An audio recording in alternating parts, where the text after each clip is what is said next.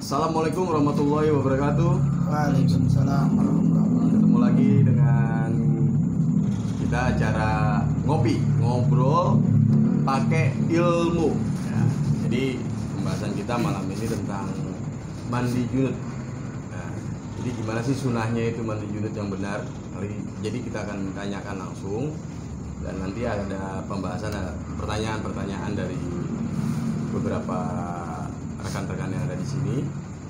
Nah, kebetulan malam ini ada hadir lagi bersama Pak Kiai Ahmad Fauji dan Pak Didit. Satu lagi kedatangan baru lagi Pak Jaya. Ya. Jadi langsung aja Pak Kiai. Jadi malam ini pembahasannya tentang sunahnya mandi junub. Baik, Assalamualaikum warahmatullahi wabarakatuh. Waalaikumsalam warahmatullahi wabarakatuh. Ini pembahasan lumayan menarik tentang mandi junub. Kenapa? Mandi junub itu bagian dari hal-hal yang akan dilakukan oleh setiap manusia, apalagi yang sudah ihtilam, mengalami mimpi buruk apa mimpi nikmat ini? Nikmat ya. Atau mimpi, artinya sudah mulai remaja kemudian sampai pada dewasa. Ketika junub itu atau dalam keadaan junub itu berarti dia membawa hadas besar, tentu berlaku bagi ibadah orang tersebut. Sebab jika orang tersebut junub terus kemudian tidak mandi hadas besar atau mandi junub dengan benar, maka akan sangat bergantung dengan sahnya ibadah dia di hadapan Allah. Sebab syarat sah daripada sholat itu diantaranya adalah bersih dari hadas kecil maupun hadas besar. Nah, ini menjadi penting nih. Ada keterangan di dalam kitab Kasifatus Saja, syarah dari Safinatun Najah, itu ada 3 rukun. Tapi kalau dalam kitab Kifayatul Akhyar 2 rukun. Walaupun dalam kitab Kifayatul Akhyar 2 rukun itu, rukun yang kedua merupakan gabungan dari rukun ketiga dalam kitab Kasifatus Saja. Apa rukun yang pertama mandi junub? Itu niat. Kapan sih niatnya? Nah begitu kan? Pada saat tentunya kita mulai membasuh pertama, kemudian kita niat. Yang kedua apa? Yang kedua itu kemudian menyiramkan air ke seluruh anggota badan, seluruh tubuh tanpa terkecuali bagian-bagian yang nampak harus terkena oleh air. Jadi meratakan air ke seluruh tubuh. Dan yang ketiga membersihkan najis. Begitu. Cuma membersihkan najis itu tentu ketika air sudah rata maka digabungkan dalam kitab Kifayatul Akhyar menjadi 2. Sebetulnya meratakan air itu berarti juga bermakna menghilangkan najis-najis yang ada di badan. Itu menjadi penting sebab ketika junub sendiri pun kalau nggak pakai niat nggak bisa. Begitu mandi junub kalau nggak pakai niat nggak sah, sebab rukunnya niat itu. Makanya kemudian diajarkan oleh guru-guru kita sebelum mandi itu kita baca. Apa itu bacaannya? Niatnya nawaitul ghusla li rabbil hadasil akbari min jami'il badani lillahi ta'ala. Kalau nggak bisa bahasa Arab, dia pakai bahasa Indonesia boleh apa enggak? Ya boleh.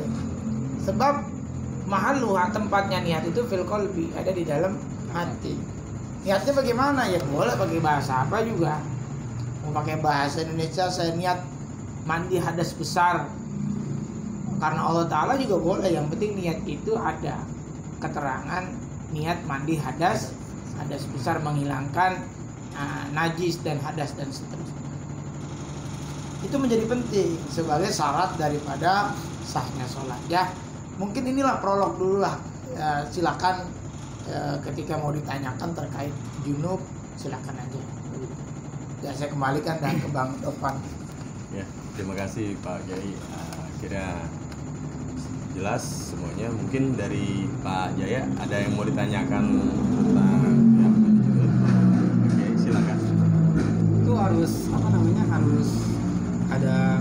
sebelum mandi, atau kan ada beberapa orang yang bilang katanya sebelum mandi itu wudhu terlebih dahulu baru mandi. Tuh. Pertama menyuci kemaluan, terus kedua wudhu, baru basuh seluruh badan. Iya. Tata Wudu, cara. terus kemudian mengusap jari-jari, membersihkan kemaluan adalah bagian dari sunnah, tetapi tidak menjadi rukun daripada mandi. Bagus nggak dilakukan? Bagus. Sunnahnya adalah wudu dulu, begitu, baru kemudian mandi. Bahkan ada orang yang kemudian setelah mandi pun mengulang wudunya kembali. Itu hanya sunnah. Sunnahnya begitu. Nah, mandi junub itu berbeda dengan wudu. Sudah beberapa kali saya sampaikan bahwa kalau wudu itu kan ada rukunnya, ada tertib. Nah, kalau tertib itu berarti urutan dari pertama sampai terakhir tidak boleh teracak.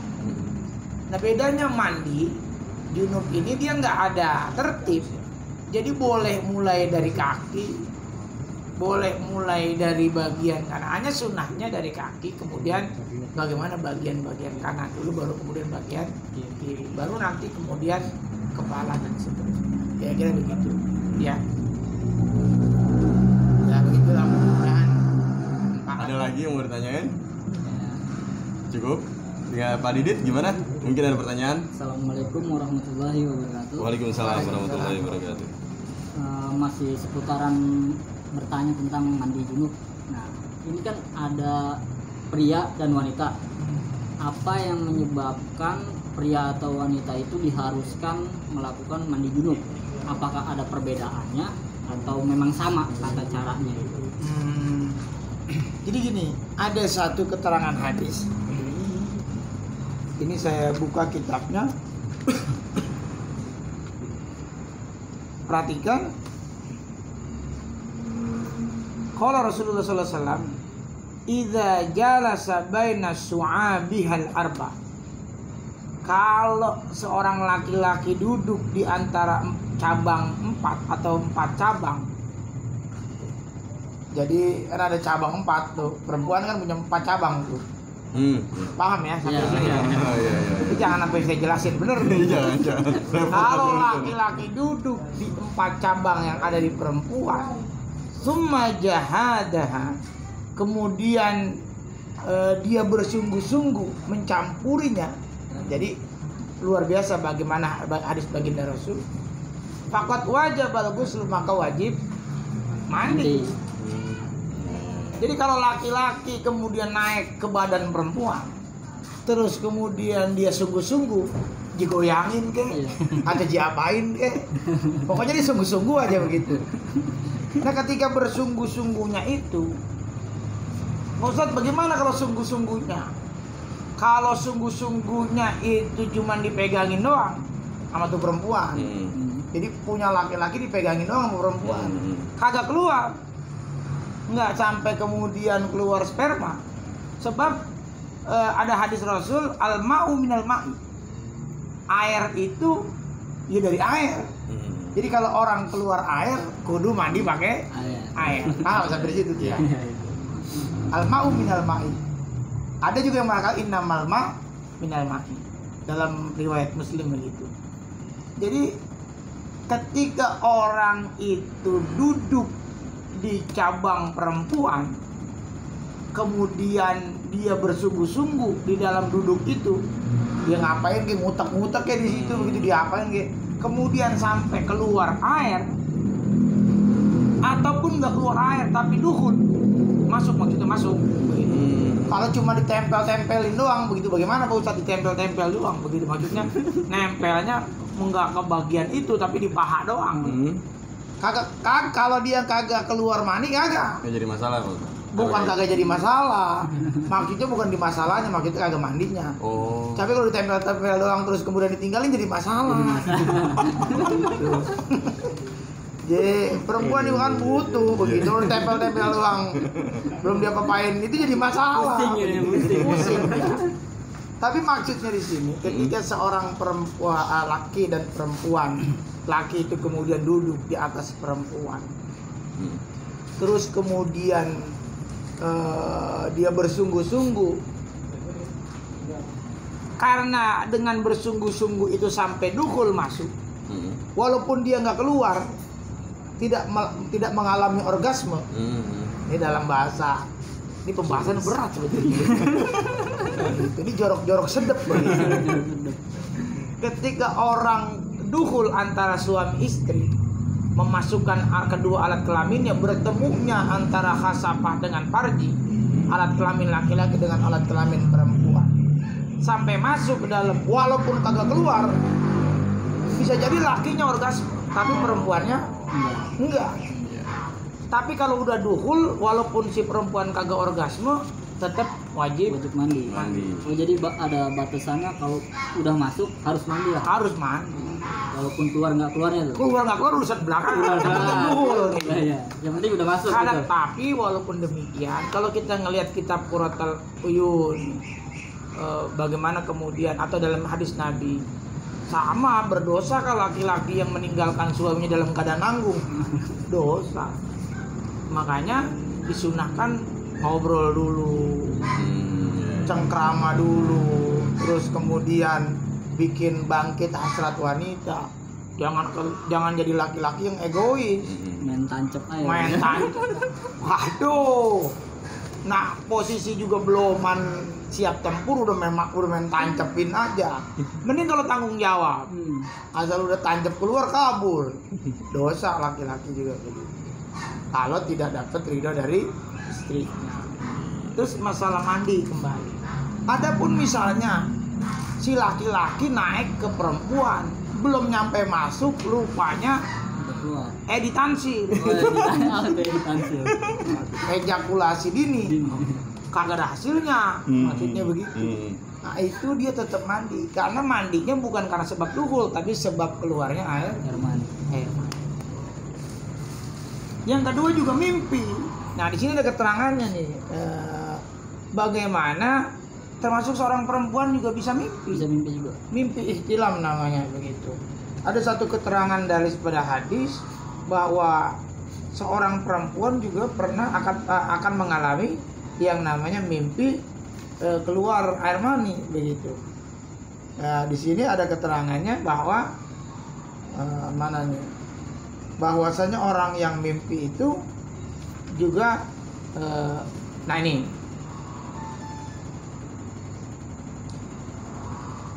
wa an Anas radhiyallahu anhu qala Rasulullah sallallahu fil mar'ah, pada perempuan taro fi manamiha mayyar rajulu, jika seorang perempuan kemudian di mimpinya itu dia mendapatkan kenikmatan, terus kemudian sampai orgasme keluar, sebagaimana mimpinya seorang laki-laki, taktasil, maka dia wajib mandi. Faqalat Ummu Salamah, maka berkata Ummu Salamah bertanya, wa hal yakunu qala, apakah perempuan bisa sama kayak laki-laki seperti itu? Iya. Hanya memang tidak banyak perempuan yang mengalami mimpi seperti itu. Begitu. Dan juga perempuan nggak akan cerita kalau dia mengalami mimpi kayak begitu. Beda dengan laki-laki. Kalau laki-laki kan piktor, pikiran kotor dia mah. Asal melihat pantat rada behenul kepikiran aja begitu.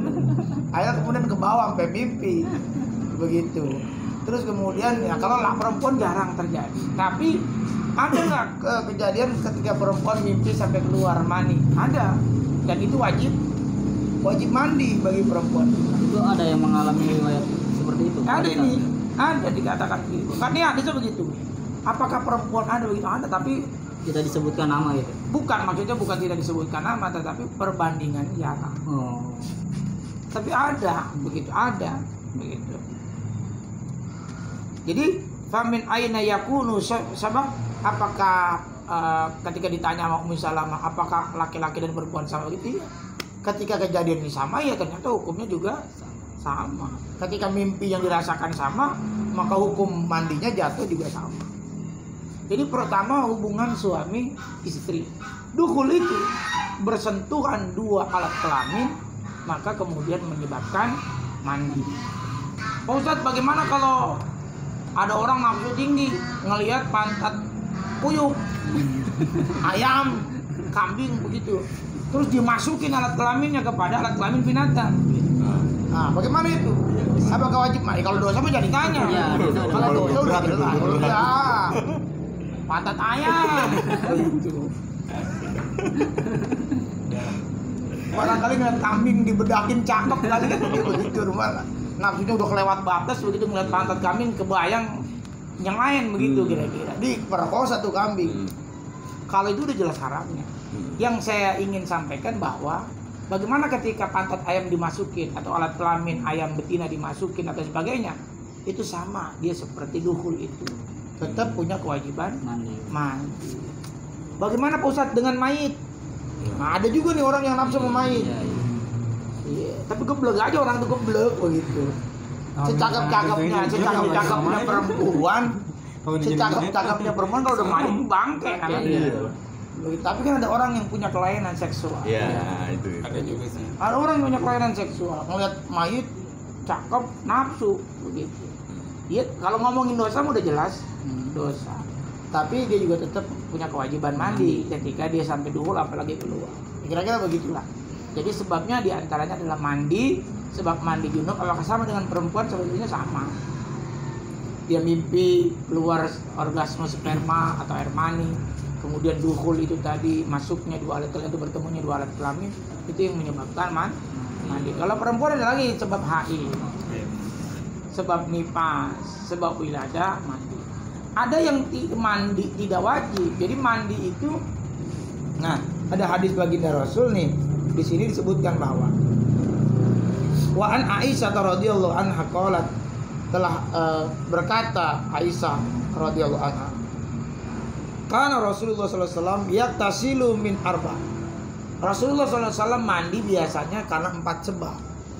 Apa itu minal janabah? Karena junub. Tadi itu sebabnya. Yang kedua wa yaumal jum'ah, wa yaumal jumu'ah, karena mandi pada hari Jumat. Wa minal hijamah, dan biasanya Rasul mandi ketika habis bekam. Habis berbekam itu baginda Rasul kemudian mandi. Yang keempat wa min ghuslil mayyit, saat memandikan jenazah. Baginda Rasul kemudian selesai memandikan jenazah kemudian mandi. Walaupun kalau yang junub hukumnya wajib. Kalau Jumat itu nanti khilaf ulama. Ada yang mengatakan wajib, ada yang mengatakan, tapi umumnya masyhur atau muktamadnya sunnah. Hanya nanti berbeda pendapat di sini. Ada yang mengatakan mandi Jumat itu sebelum Jumat. Ada yang mengatakan sampai asar. Sampai asar. Begitu. Cuman pendapat yang lebih roji, pendapat yang lebih kuat tentu adalah pendapat yang mengatakan karena mandi Jumat itu buat persiapan hari Jumat. Begitu. Adapun hijama ketika habis berbekam itu juga sunnah. Adapun memandikan mayit, ada yang mengatakan wajib, ada yang mengatakan sunnah. Kira-kira begitu. Itu terkait mandi. Mudah-mudahan bisa dipahami nih. Iya. Begitu. Ya, mandi ini menjadi bagian penting dari sahnya ibadah. Kira-kira begitu. Nah kalau untuk airnya nih, air yang untuk dimandi buat mandi junub, apakah hampir sama dengan istilahnya yang disediakan untuk memandikan mayit yang suci mensucikan gitu? Oh iya jelas. Ketika menghilangkan najis atau menghilangkan hadis, harus air yang suci dan mensucikan. Sebab ada air yang suci tapi tidak mensucikan. Air itu ketika suci mensucikan bisa dari sungai, sumur, air salju, air hujan, mata air, dan kemudian yang lain-lain. Itu yang bisa menyebabkan suci dan mensucikan. Ada air suci tapi tidak mensucikan, seperti nih. Ini air suci nih. Lah, ini suci. Iya. Tapi kan kita kagak mungkin wudhu pakai begini. Kagak mungkin mandi pakai teh manis. Yang begini mah buat Minum. ini saya minum nih. Silakan pakai. Kenapa enggak? Nah ini air suci tapi tidak bisa dipakai untuk mencuci. Nanti ada air namanya musammas. Air musammas itu adalah air yang terkena sinar matahari sampai panas, itu hukumnya makruh dipakai untuk bersuci. Nanti ada air mustakmal. Air mustakmal itu adalah air yang kemudian kena tetesan. Ketika kita berwudu atau mandi, tetesan air itu kepada tempat air yang kurang dari 2 kula, maka menjadi mustakmal, tidak boleh dipakai lagi untuk bersuci. ada air mutanajis. Ada air yang tadinya suci, kejatuhan benda najis menjadi air yang terkena najis. Begitu. Paham sampai di sini ya? Iya. Tapi emang ada air najis, ada mutanajis, ada najis. Begitu. Mutanajis itu air yang kemudian tadinya suci karena kejatuhan tai cicak atau kejatuhan tai ayam jadinya Najis. kebetulan air itu kurang dari 2 kula. Jadi ada air juga yang tadinya najis seperti air kencing. Air kencing najis enggak? Najis. Najis. Begitu. Nah, air kencing najis itu yang nggak boleh dipakai buat minum, ya. buat mandi, begitu kira-kira. Itu gambarannya begitu. Kalau untuk ukuran airnya hampir sama dengan wudhu. Sama 2 kula. 2 kula juga. 2 kula tuh berapa sih? Gampangnya begini, 2 kula itu Berapa gayung? yang aman tuh ya 100 kali 100 kali 100. Ya sebetulnya ada yang mengatakan 60 kali 60 kali 60. Iya, ada. 60 kali 60 berapa? 3.600 kali 60. Banyak dah begitu dah. Tinggal dikalkulasikan kepada liter. Berapa liter tuh air? Ketika wadahnya tuh kemari 60, ke samping 60, Ke dalam 60. Jadi kubik begitu. Itu ukuran per satu Hah? kulahnya apa 2 Ya kula? kan ukuran aja begitu ah. Ukuran per satu kulah atau 2 kula. 2 kula? Nah, tapi mau aman tuh ya 1 meter kali 1 meter kali 1 meter. Lebih ini ya. Iya, begitu. Ya hitungannya sekitar ya 100 liter kali ya. Kira-kira begitu. Jadi kalau 100 kali 100 kan 10.000. 10.000 kali 100 berapa? Kurang lebih 1.000 literan. 1.000 begitu ya. Pokoknya begitu dah gambarannya. Tapi itu terlalu besar. Terlalu 60 besar. 60 50. Tapi kalau Pak Kiai gini, misalnya dia hanya ember bulat, tapi airnya mengalir. Airnya mengalir Termasuk dari keran gitu, mengalir iya. langsung. Itu nggak apa-apa, Pak Kiai. Wadahnya kan kurang dari 2 kula. Wadahnya itu kurang dari 2 kula. Itu bisa menyebabkan mandi kitanya. Iya kalau air itu kurang dari 2 kula. Karena airnya kurang dari 2 kula. Iya, iya. Kita mandi nih pakai air itu, kemudian tetesan itu datang ke sini udah nggak bisa dipakai lagi. Walaupun airnya ngalir. Walaupun ngalir. Kalau wadahnya 1 kula, Heeh. wadahnya kan 1 kula nih, 2 kula nih, 2 kula. wadahnya 2 kula. Dingalirin air. Kan kalau kita wadah 2 kula pas, kita ambil kan berkurang tuh. Iya. Tapi kalau airnya mengalir kan tetap jadi 2 2 kula. kula. diambil tetap 2 kula. Nah, kalau itu boleh. Yang jadi permasalahan itu embernya itu kan wadahnya kurang dari 2. Wadahnya itu berpengaruh gitu. Jadi ya Lanjut ember. makanya kebanyakan orang tuh kalau mau mandi kadang kayak di kontrakan misalnya dia cuma bisa bawa ember kecil dengan air yang di jalan dari keran aja. Ya upayakan air itu tidak kena tetesan daripada mandi kita. Oh, percikan. Karena kalau kena itu menjadi mustakmal. Jadi kalau ini udah terjadi gimana tuh Pak Kiai? Ya. Itu udah keseringan orang karena nggak mengerti, nggak paham gitu. Rufi al-qalam an salasin, tidak dihitung oleh Allah 3 perkara. Orang yang belum tahu sampai dia Tahu. Nah kalau dia nggak mau nyari tahu, nah ini dia dosanya 2. Nah, kalau udah tahu masih dijalankan? Ayo dosa tetap. Nah, itulah. Jadi orang yang kagak paham itu kudunya nyari supaya paham. Yang jadi permasalahan itu orang udah kagak paham, nggak mau nyari pemahamannya itu untuk bisa paham. karena berpengaruh untuk ibadah selanjutnya. Oh iya aja lah. Iya. Kan tadi di awal udah saya sampaikan, junub itu keadaan orang berhadas. Sementara syarat sahnya sholat itu hilangnya orang itu daripada hadas, baik kecil maupun kalau mandinya nggak benar, berarti kan dia masih punya hadas. Karena sah, tidak sah mandinya, sehingga kemudian sholatnya menjadi tidak sah. Jadi bagaimana sholatnya mau diterima kalau sholatnya syarat sahnya kurang. Begitu. Jadi itu menjadi penting begitu. Nah ini yang penting nih ngaji terus, jangan berhenti ngaji. Udah paham nih ya? Besok mandinya harus pakai ilmu, mandinya ya tetap harus pakai air.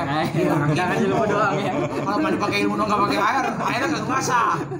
Tayamum gitu. Oh bisa nggak tuh kalau mandi junub digantiin tayamum? Bisa. Bisa. Kalau ketiadaan Air. atau dalam kondisi Caranya bagaimana? Sama seperti wudhu, mandinya bukan kegulingan di debu. Waduh, dia mandi junub tayamum. Mandi kan pakai air dia taburin debu di mukanya. Yang ada jadi manusia rawa tuh orang, ngebul begitu. Tapi yang tata caranya hampir sama dengan wudhu atau Iya, sama? ketika ngambil tanah, terus kemudian diginiin, basuh ke muka, baru kemudian atau ya begitu. Terus terus. Nah kalau orang ini lagi sakit, emang udah nggak bisa ngapa-ngapain dah, berbaring, dan kebetulan ya orang keluar gitu. Iya. Tapi dia masih pengen melakukan ibadah lah dalam rangka sholat, itu gimana tuh? Dia nggak bisa bergerak sekali. Iya, nggak bisa bergerak. Kalau itu kan kondisi darurat. Ad-daruratu tubihul mahzurat. Perkara yang tidak boleh ketika dalam keadaan darurat boleh. Tapi nanti ketika dia sudah sehat, sholat-sholat yang ditinggalkan itu dia harus laksanakan lagi. Ini ada satu lagi, pernah ngedenger istilahnya kayak kita mimpi. Nah, celana dalam kita emang segitu-gitunya. Terus kena nih. Kenapa nih? Iya, kena kan mimpi, dalam mimpi ya kena tuh. Keluar air mani. Iya, kita mandi. Cuma ngomongnya harus jelas ini. Saya mimpi celana dalam saya kena cewek apa kena? Jelas. Kena air mani. Terus emang celananya ibarat satu-satunya gitu ya. Kita bangun tidur langsung mandi. Celana itu boleh dipakai lagi atau enggak? Nah, pernah ngedenger ada yang membolehkan gitu. Jadi gini, hukumnya air mani itu bukan najis. Air mani itu tidak najis. Begitu. Tetapi terkadang saya ingin kita ikhtiaton, hati-hati. Kita ini ketika keluar air mani kan kegebarangan air mani doang. Iya. Ada air namanya air maji. Air maji itu air yang keluar sebelum air mani keluar. Berarti yang pertama. Iya, yang putih licin. Nah, itu menjadi pelicin. Pelicin tuh. Iya. Kalau dalam ilmu biologi kalau nggak salah nih ya, namanya air lubrium buat lubrikasi agar tidak terjadi iritasi. Itu pun sama pada perempuan. Perempuan begitu dulu. Ketika makanya tadi dalam kitab itu ketika mau berhubungan suami istri bagaimana perempuan diajak dulu sampai kemudian keluar cairan lubriumnya, sehingga kemudian ketika sudah keluar cairan termasuk juga laki-laki baru kemudian proses terjadi hubungan koitus, hubungan suami istri. Dibikin basah dulu. Oh iya. Jangan main serobot aja. Waduh. Akhirnya tentu perempuan kapok kok lagi main gitu sakit. Nah, makanya tadi bagaimana hati-hatinya sebaiknya cuci dulu. Iya, cuci saja. Tapi kalau dalam keadaan darurat ya kan pakai celana kan? Iya. Celananya pakai nggak? Iya, maksudnya dipakai lagi gitu. Iya, maksudnya kan orang kan ke gunung celana dalam doang. Oh gitu. Maksudnya kan takut gitu kan celana luarnya juga gitu. Bersihin, jemur begitu. Pakai juga nggak apa-apa, anyep. Kalau dicuci begitu. Ya, biasanya makanya bertanya gitu. Lagian di gunung pakai mimpi lagi sih ya. Karena kan kadang orang pernah ngalamin kayak hal-hal kayak gitu, jadi malu untuk bertanya gitu. Oh iya betul. Kondisi iya. Memang fikih itu sesuatu yang bisa saja terjadi, tapi di luar kebiasaan bisa saja terjadi. Nah, seperti ke gunung begitu. Terus kemudian bawa pakaian cuma satu begitu, terus pakai itunya, kemudian celana dalam. Karena kondisi kitanya juga kan nggak mungkin mandi pas udah di bawah. Iya, ya tinggal disiram saja, pakai air saja, siram pakai air kan bawa aqua kan, siram saja terus kemudian atau air yang banyak kan air di gunung kan, terus kemudian pakai lagi juga nggak apa-apa, kondisi begitu. Nah itu begitu ya. Iya. Ada lagi nggak nih? Ada yang mau tanya lagi? Cukup nih. Boleh, aja. Boleh. Ya. Masalah air lagi. Kalau misalnya kita tetap nih pakai ember yang Kecil itu. yang bukan 2 gula, tapi kita kumpulin dulu. Terus kita mandinya pakai selang. Tapi nggak kecipratan. Selang gimana dulu nih? Air kita kumpulin di ember. Jadi kita pakai selang, berarti itu pakai semprotan motor gitu di motor gitu. Atau Enggak, gimana? selang biasa. Shower. Ada shower juga gitu. Oh, sour. Jadi buat yang Itu lebih bagus. Kan, oh jadi kalau air yang muncul gitu lebih bagus. Bukan maksudnya. Kalau pakai selang itu kan tadi dulu nih airnya dikumpulkan ditaruh di mana? Di emberan tadi Iya. Terus pakai selang gimana? pakai keran. Kayak keran. Oh jadi selangnya ditaruh di keran. Oh, ini lebih bagus. Jadi kalau yang air ini untuk Bilas lah. bilas lah gitu ibaratnya. Oh, mandi junubnya pakai air yang di keran, pakai selang. Bagus, sebab itu tidak akan menyebabkan menjadi mustakmal. Ada Aman setelah ya? selesai semua mandi, bilasin pakai air yang mustakmal juga nggak jadi Jadi masalah. masalah. Oh, lebih aman gitu ya. Iya, mendingan pakai keran. Kalau pakai shower lebih bagus, misalkan shower kan menghindar dia mustakmal. Iya. Kalau pakai keran aja begitu tuh, begitu. Anggap aja tuh keran shower. Yang penting kerannya jangan pakai keran steam motor. Kaki. Gitu Pada begitu kaki. kita. Gitu. Rontok. Jadi begitu, pakai keran juga nggak apa-apa. Pakai selang ya maksudnya ya. Pakai selang nggak apa-apa. Begitu. Mudah-mudahan apa yang disampaikan ini ada manfaatnya lah buat kita semua. Amin. Termasuk buat jamaah apa tadi ngopi ya. Iya, Ngobrol ngopi. pakai ilmu. Iya. Mudah-mudahan kalau ini bermanfaat, insya Allah bermanfaat ini bagus Insya hari ini. Ya, mudah-mudahan ada manfaatnya itu aja. Saya kembalikan ke nih KMC apa Ya, terima kasih banyak Pak Kiai atas jawabannya. Jadi kita udah dapat penjelasannya. Jadi mana caranya yang sunnahnya seperti apa yang harus dilakukan. Alhamdulillah, kira mudah-mudahan semua ini bisa berarti buat rekan-rekan semuanya, buat teman-teman kita juga. Untuk kedepannya mungkin akan kita tayangkan lagi tentang pertanyaan-pertanyaan sejarah hadis-hadis yang lain. Saya tutup acara ini dengan ucapan Assalamualaikum warahmatullahi wabarakatuh. Waalaikumsalam.